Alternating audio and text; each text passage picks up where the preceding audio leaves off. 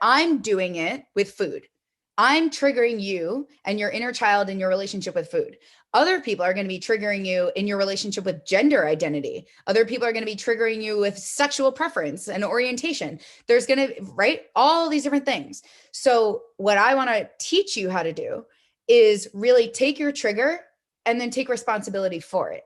And that's what you're talking about is how do I really, spend time with what's coming up in me without making it about them. So you already have the right intention. And the biggest thing that I can tell you right now, and this is for everyone about everything, is when someone's triggering you and really pissing you off or making you feel really uncomfortable, it's always a mirror. Always. It's always a reflection. And you know that, right? So the first thing, just step one, is being able to have the observer in you just turn it around.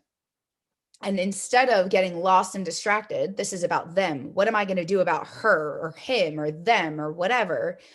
Turning it inward so that at least you're not distracted. The same way that it's like focus on your health. Well, the first thing is just don't get distracted by focusing on your weight. Like, let's just get really clear what this is not about. What this is not about is them. What this is about is you. So, first, just using it as a mirror and getting very curious, just getting very curious, almost not disconnecting from yourself, but putting at the top of the page of your journal speak that night, why, like, what makes me so angry about this? And then just rage on the page, get it out.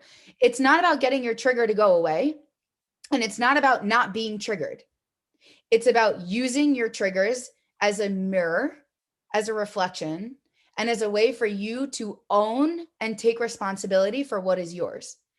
And that will sometimes be a positive projection. We project the things that we really like about ourselves, maybe haven't owned or haven't, voiced enough in ourselves. We can project onto other people. Same as the things that we don't like about ourselves, we see in other people. But all of it, just getting very, very clear, none of it is about what's outside of you. It's all about what's inside of you.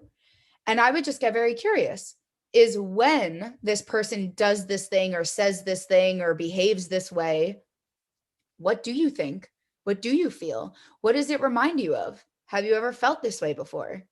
Just going into what is your story around this thing, because it's not theirs, it's yours. And something that I love is very simply, your trigger is your responsibility. And again, you know that you're asking that question because you know that. But I think that almost answers the question. Your trigger is your responsibility. So great. Like I said last time, right? The last Q&A when Allie brought up, go look at this person on Instagram, but they might trigger you, right? And I'm like, walk right into it. You want to walk right into it. And it's the same idea. People are going to trigger you left and right. This is just about saying, wow, that really pisses me off. I wonder what goes on in here.